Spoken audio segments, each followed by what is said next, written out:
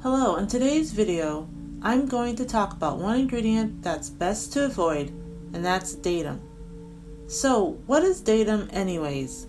Well, to start, DATEM is an acronym that stands for diacetyl tartaric acid esters of mono and diglycerides.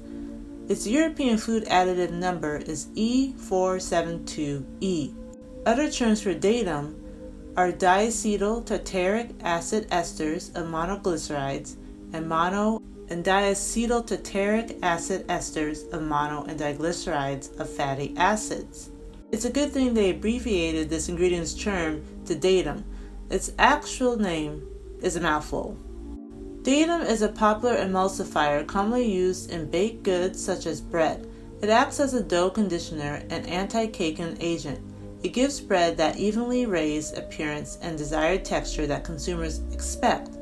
It's able to accomplish this by binding to gluten to create a strong bond that produces elasticity and optimal crumb structure. Because it easily absorbs water, it properly binds fat and water together, allowing fat, oil, and water mixtures to blend evenly and stay that way, not separated. This not only allows for attractive appearance, but mouthfeel and taste. All in all, DATEM emulsifies, improves texture, crumb structure, and stabilizes. DATEM is a synthetic man-made ingredient. It's known to be sourced from plant, soybean, and ethanol, but most DATEM is derived from plant sources. It's from esterified acetic acid, glycerol, tartaric acid, and fatty acids. However, it can be produced in other ways, such as from diacetyl tartaric anhydride and mono and diglycerides of fatty acids. In short, DATEM is a combination of mixed esters of glycerol, mono and diacetyl tartaric acids, and plant-sourced fatty acids. Physically, DATEM is a powdered substance that's off-white to light yellow in color with a mild acidic scent. It's soluble in many fat solvents, acetone, methanol, and ethyl acetate, and insoluble in water and acetic acid. It dissolves quickly in water and doesn't decompose for a long time. Common food and drink products that contain DATEM are breads, cakes, biscuits, cookies, pastries, coffee creamers, whipped toppings, cheese, soups, sauces, dressings, ice creams, vegetable protein drinks, canned coffee and tea, frostings, infant formula, even animal feed. Though DATEM tends to be in a lot of gluten products, it is gluten-free, dairy-free, vegan, and kosher. Currently, the FDA, EFSA, and JECFA consider DATEM to be safe for human consumption and approve it as a safe food additive.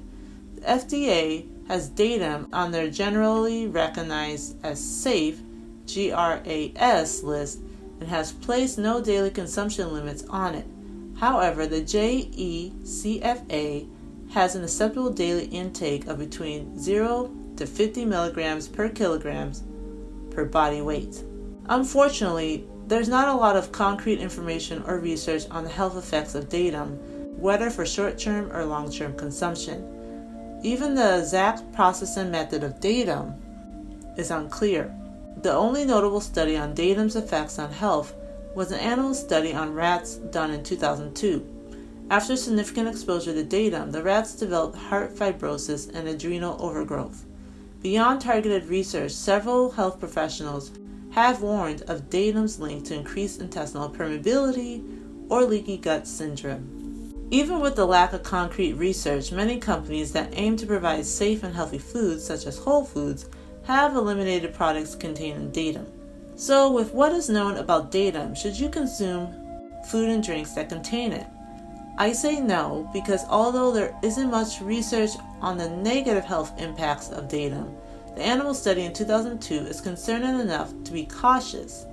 The fact of the matter is, DATEM is not a natural product and it doesn't have any nutritional benefits.